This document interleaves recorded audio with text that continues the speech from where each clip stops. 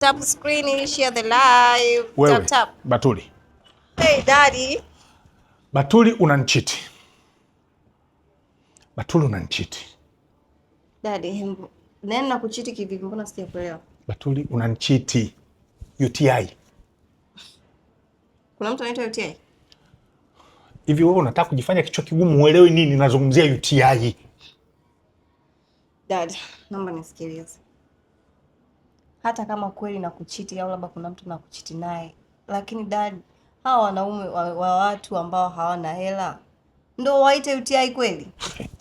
Sasa mwanaume ambaye hana hela ni nini? Sina UTI tu, nitakataka tu ana UTI. Sikia Batuli.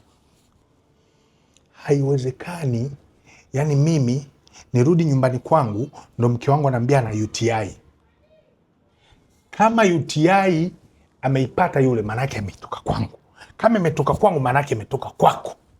Na kama imetoka kwako, wewe umepata wapi? Lakini dad, wewe mwanamke wako unamwamini? Batuli, next time kijichanganya kumzungumzia mwanamke wangu vibaya, wanaume zako hao, wanaume zako. No dad.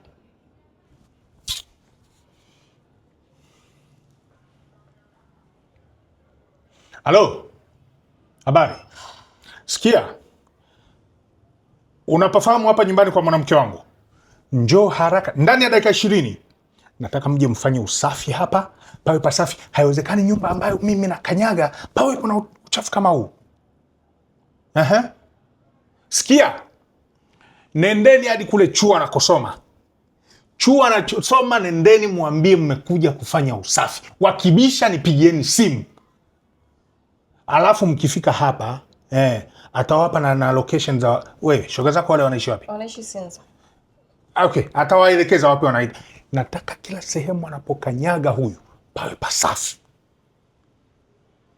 Umenielewa?